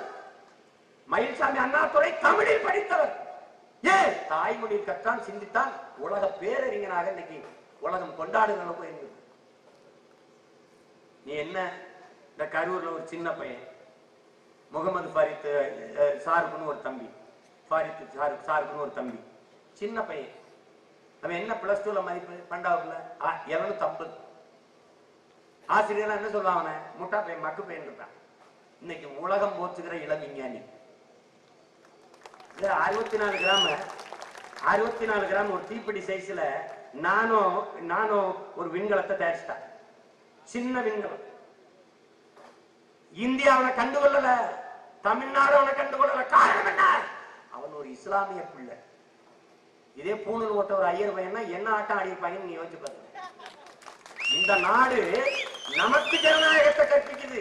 எவ்வளவு பெரிய கொடுமை பார்த்துக்க. குஜராத்ல 403 இடத்துல ஒரு இடம் இஸ்லாமியர்களுக்கு, கிறிஸ்தவர்களுக்கு கொடுக்காத ஒரு கட்சி நம்மை ஜனநாயக துரோகிகள். எப்படி இருக்கு பாரு. நுட்பமாக கவனிச்சுக்க. நீ அவன் போய் அமெரிக்கா கொண்டாடி விண்கலத்துல அவன் தயாரித்த விண்கல பறக்க விட்டுச்சு. அவனை கண்டுகள். அவன் என்ன ஆங்கிலத்தில் படிச்சு வந்தா? தாய்மொழி கல்வி. அதை கொண்டு வர்றோம், சட்டம் கொண்டு வர்றோம், எல்லாம் கொண்டு வர்றோம். தலைநகரை எப்படி கட்டுறேன் பாரு. உறையூர்ல கட்டுறேன், மதுரையில கட்டுறேன், திருப்பூருக்கும் கோவைக்கும் இடையில கட்டுறேன், கன்னியாகுமரியில கட்டுறேன். அவ்வளவை கொண்டாட உலகத்தை தலை சிறந்த நாடா மாத்துறேன். சாலை எப்படி போடுவேன்? நடுவால மேடு வச்சு இப்படி இறக்கி விட்டுருவேன். நீ எவ்வளவு அடமழை பெஞ்சாலும் அதே வேகத்துல போகலாம். ஆனா 120 150 வேகத்துல போக முடியாது. தூக்கி வெளியில வச்சு விட்டுருவேன். நல்லா கொஞ்சிக்கணும். அங்கங்க ஒரு வளைவு போடுவேன். எல்லா இடங்களையும் கண்காணிப்பு கருவி, சிசிடி கேமரா வச்சிருப்பேன். கண்காணிப்பு கருவி எழுதி வரும் தமிழ்ல. இந்த சாலையை கடக்கிற போது 60 கிலோமீட்டர் வேகத்தில் கடக்கவும் வரும். நல்லா கொஞ்சிக்கணும். ஒளியில பேசுவான். இந்த இடத்தில் பயணிகளின் கவனத்திற்கு, இந்த இடத்தை கடக்குகிற போது 60 கிலோமீட்டர் வேகத்தில் கடக்கவும் அப்படின்னு வரும். எவனுமே இல்லையே, யார் கண்டுபிடிக்கிறதுன்னு நீ வேகமா பண்ணி வச்சுக்க. 65ல பண்ணினாலும் அடுத்த இடத்துல தூக்கிறான். தூக்கி அப்படி ஓரமா வாங்க. டிராபிக் போலீஸே இல்லை நம்ம ஆட்சியில. டிராபிக் போலீஸ் கிடையாது, நடுவார கிடையாது. என்ன பண்ணுவாரு? போக்குவரத்து காவலர்கள் சாலையின் இரு ஓரமும் அழகா குளிரூட்டப்பட்ட அறைக்குள்ள கண்ணாடி பேழைகளை உட்கார வச்சிருக்கேன். கண்ணாடிக்குள்ள கணிப்பொறியில எல்லா கருவியும் பார்த்துக்கிட்டே இருப்பாரு. இவர் நல்லா சாலையில உன்னை கண்டுக்க மாட்டாரு. இங்க இருந்து நீ வேகமா பண்ணி வச்சுக்க, டக்குன்னு அங்க தகவல் போயிடும். குறுக்க வண்டியை தூக்கிடுவாங்க. தம்பி இங்க வாங்க, அந்த இடத்துல வரும்போது 65 கிலோமீட்டர் வேகத்துல வந்தீங்களா? இல்லையே. அப்படியா ஆகிடுவாங்க. இதுயா நீங்க தானே? எல்லா கருவியும் எடுத்து காட்டுவாங்க. ஆமா அப்படின்னு. இதுக்கு 1500 தண்டம். பொய் சொன்னீங்க, அதுக்கு ஒரு 1500 தண்டம். தூக்கி ஒரு சொட்டு தண்ணீர் தேங்காது. இப்படி இப்படி இப்படி இப்படி வச்சு இந்த இடத்துல பெரிய கால்வா வச்சிருவேன். தண்ணிய 25 கிலோமீட்டருக்கு ஒரு இடத்துல 2 ஏக்கர் 3 ஏக்கர்ல குளம் வெட்டி வச்சிருப்பேன். ஒரு சொட்டு தண்ணீர் கடலுக்கு போகாது, நேரம் ஓடிப்போய் அங்க விழும். நீர் தாரையில எதுவும் சிக்கக்கூடாது. நெகிழி பிளாஸ்டிக்க வந்தவன தடை செஞ்சுவேன். தரையில ஒரு பாலித்தீன் சீட்டு, ஒரு பாலித்தீன் தாள் விழாது. குப்பையை கொட்டுறதுக்கு கத்து கொடுத்துருவேன். எல்லா இடத்துலயும் குப்பை கூட கொடுத்துருவேன். தெருவில் பார்த்துருப்பேன். மேல இருந்து குப்பையை போட்டா கண்காணிப்பு கருவில இருக்கும். காலையில மாநகராட்சி பணியாளர் வந்து மின் இணைப்பு தண்ணீர் என்று வெட்டிட்டு போயிடுவாரு. குப்பையை கூட ஒழுங்காக கொட்ட தெரியாத நாடு குப்பை நம்ம மேடத்துல போயிடும். நேர இறங்கி வந்து கீழே வந்து கொட்டிட்டு போனோம். குப்பையை எடுத்து கொண்டு போவேன். எல்லா குப்பையும் மக்குகிற குப்பை தான். பிளாஸ்டிக் பாலித்தீன் கிடையாது. தாள், துணி, இலை, தலை இதெல்லாம் வச்சிருப்பான். எல்லாத்தையும் எடுத்து பக்கத்துல இருக்கிற இயற்கை உரக்கிடங்குக்கு உயர் உர பண்ணை அங்க பண்ணி கொட்டிடுவான். இதுக்கு பல ஆயிரம் பேருக்கு வேலை கொடுப்பேன். நீ குப்பை எழுறதெல்லாம் அண்ணன் வேலை கொடுக்க நினைக்காத. எந்த தொழிலும் செய்யலாம், அது இழிவல்ல. எந்த வேலையும் செய்யாம இருக்கிறதா இழிவு. இதை நீ நல்லா கவனிங்க. வீட்டை நம்ம அம்மாவும் அக்காவும் தங்கையும் கூட்டுவது அசிங்கம் என்றால் நாட்டை நீனும் நானும் கூட்டுவது அசிங்கம்தான். வீட்டை நம்ம அம்மா கூட்டுவது தூய்மை என்றால் அது சரி என்றால் நாம் வாழ்கிற தாய் நாட்டை நாம் கூட்டுவது சரிதான். அதெல்லாம் ஒண்ணு இழிவில்லை. இந்த நாடு நாசமா போனதுக்கு காரணம் என்ன?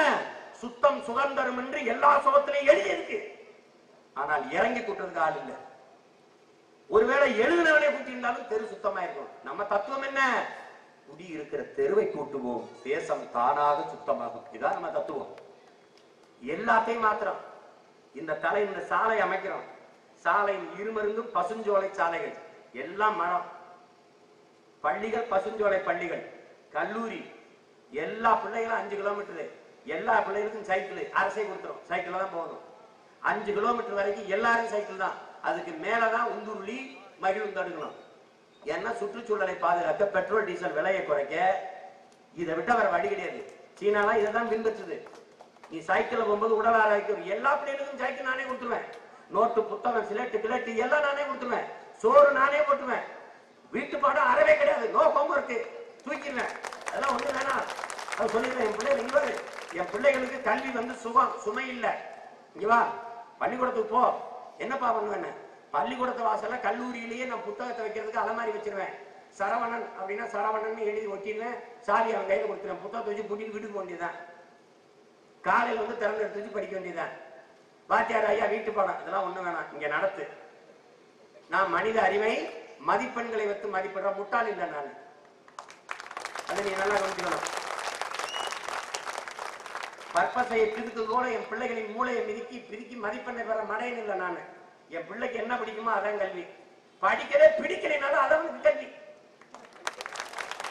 சொல்லுவாங்க கேட்பேன். ஆகவே படிக்காதவர், படிக்க ஆர்வம் இல்லாத ஒரு பட்டியலை வெளியில் எடுப்பேன். நான் கேட்பேன் ஒவ்வொரு தடவை, இதுல வேலையா இருப்பேன். என்னையா அவனுக்கு பிடிக்குது, நானே கூப்பிட்டு பேசுவேன். என்னையா பிடிக்குது? ஏன் விளையாட பிடிக்குதா? அதுவும் பிடிக்கலையா? ஆட பாட பிடிக்குதா? ஒண்ணுமே பிடிக்கலையா? என்னையா ஊர் சுத்தி பார்க்க பிடிக்குமாயா? அது நல்லா பிடிக்குமையா? இந்த பிள்ளைகளுக்கு காசு கொடுத்து தமிழ்நாடு முழுமைக்கா குற்றாலம் கொடைக்கானல், அது ஏற்காடு அந்த எல்லாத்தையும் சுத்தி பார்த்துவா. போய் பார்த்துட்டு அப்போ முருகன் கோயில் இருக்கு, 6 கோயில் இருக்கு, எங்கெங்க இருக்குது, தஞ்சாவூர் பெரிய கோயில், கல்லணை எல்லாத்தையும் பார்த்துட்டு வா. பார்த்துட்டு வந்துட்டியா? இவனை வேலைக்கு போடு. வெளிநாட்டுல இருந்து எவன் சுத்தி பார்க்க வரானோ அவனுக்கு சுத்தி காத்து. மாசம் 15,000 சம்பளம் வாங்க. ஐயா 15,000 எனக்கு அதிகம் ஐயா போதுங்கிறான். ஏன்? செலவு. பிள்ளைய பெற்று கொடுக்க போறேன், நான் படிக்க வச்சிருப்பேன். ஆத்தாவுக்கு முடிங்கன்னு சொல்லிட போறேன், நானே வைத்தியம் பார்த்துட போறேன். பிள்ளைய கட்டி கொடுக்க வரதட்சணை வாங்கினா பொருள் தொலைச்சிட போறேன். கதை உனக்கு தெரியாதுல்ல, வரதட்சணை வாங்கினா உனக்கு தெரியாது. ஊழல் எங்க பிறக்குதுன்னு நினைக்கிறேன். பிள்ளைய நல்லா படிக்க வைக்கணும்.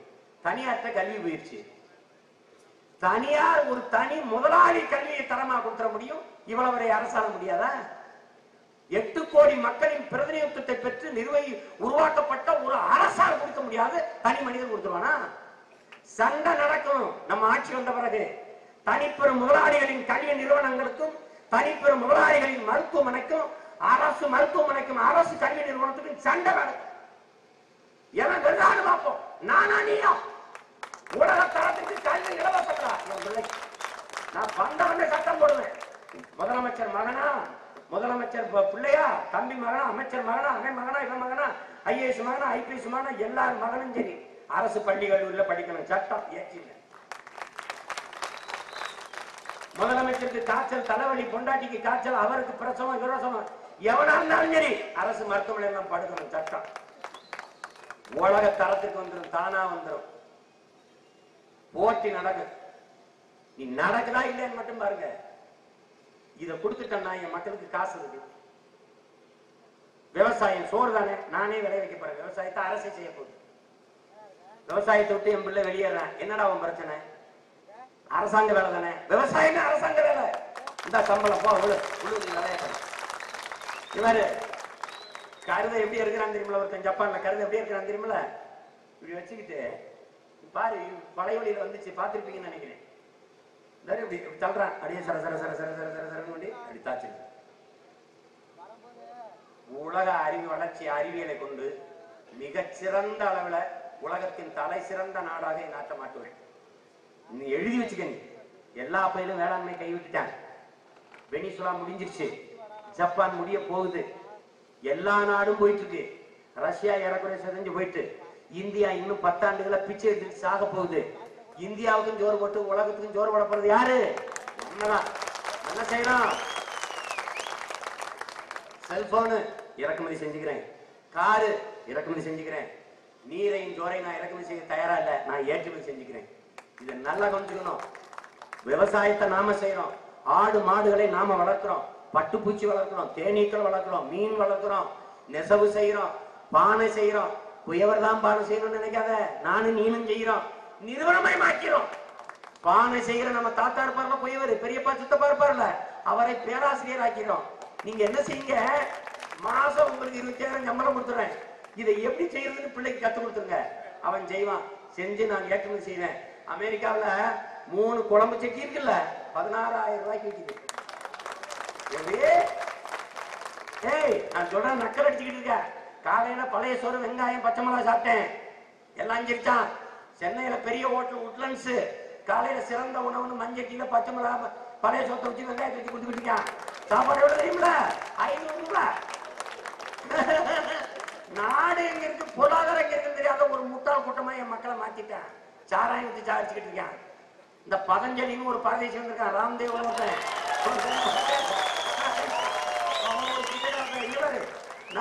நான் வந்து பனை பண கோடி பனை திட்டம், இது பனைமரத்தை வச்சு என்ன செய்ய போறாரு இவரு? அது என்ன செய்ய போறேன்னு எனக்கு தானே தெரியும்.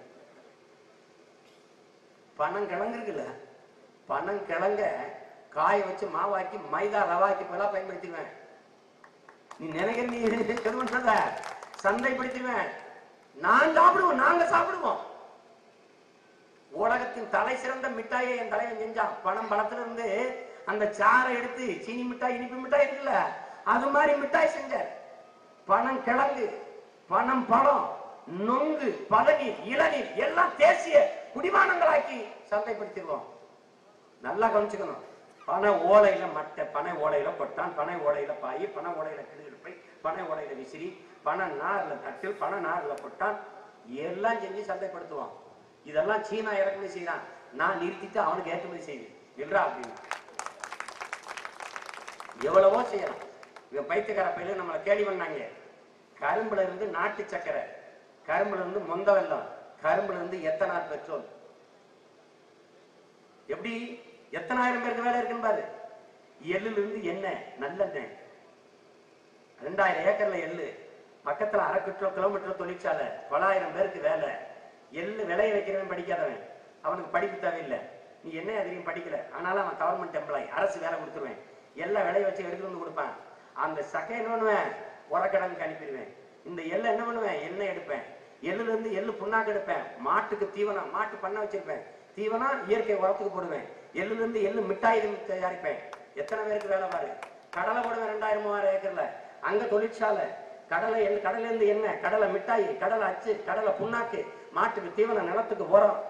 இப்படியே நிலமும் வளமும் சார்ந்த தொழிற்சாலைகளை உருவாக்கி வேலை இல்லைங்கிற நிலையை என் தேசத்தில் இல்லாமல்.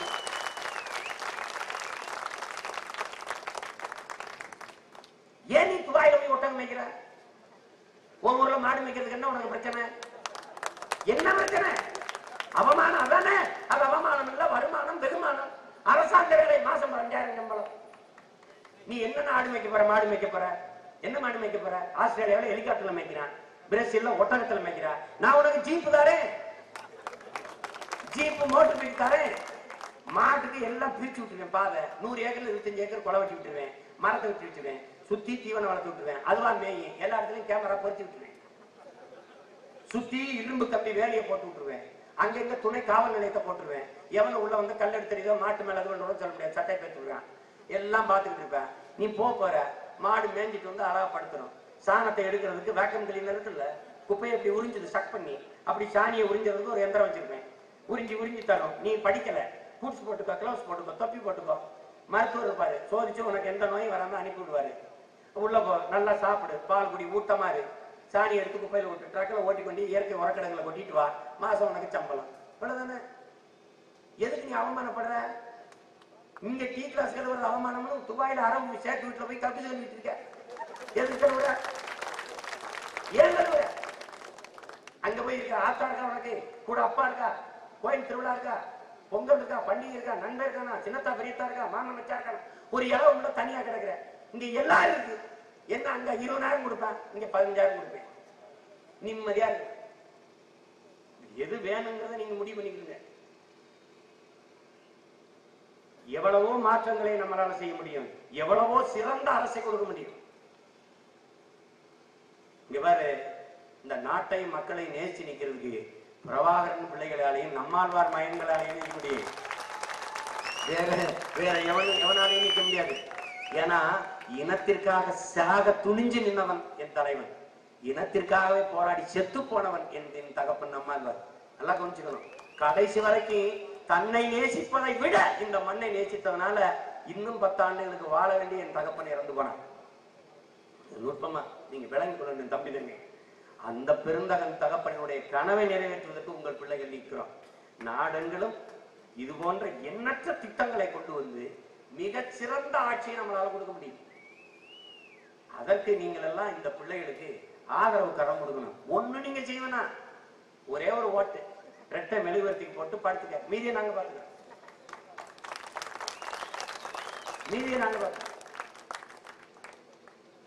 இதை கவனத்தில் வைத்துக் கொண்டு என் அன்பிற்குரிய பெற்றோர்கள், என் அருமை தம்பிதங்கைகள், இந்த மண்ணிலே, இந்த துறையூர் மண்ணிலே களத்திலே நிற்கிற நாம் தமிழர் பிள்ளைகளுக்கு உங்கள் பிள்ளைகளுக்கு வலிமை சேர்க்கிற வாய்ப்பாக எங்களோடு இணைந்து பயிலுங்கள். என் பெரியப்பாக்கள், சித்தப்பாக்கள், நீங்கள் வர வேண்டாம். நீங்கள் காங்கிரஸில் இருங்க, பாரதிய ஜனதாவில் இருங்க, திமுக இருங்க, அதிமுக இருங்க. என் தம்பி தங்கைகளை எங்களிடத்தில் அனுப்புங்கள். பல்லாயிரம் ஆண்டுகளாக அடிமைப்பட்டு கிடக்கிற தமிழ் தேசியத்தின் உரிமை மீட்சி, விடுதலை என்கிற புனித கனவை சுமந்து நிற்கிற உங்கள் பிள்ளைகளுக்கு வலிமை சேர்க்கிற வாய்ப்பாக இனிவரும் காலங்களில் உங்கள் மதிப்புமிக்க வாக்கை எங்களுக்கு தந்து எங்களை வெற்றி பெறச் செய்யுங்கள் என்று அன்போடு கேட்டு விடைபெறுகிறேன். நன்றி, வணக்கம். நான் தமிழ்.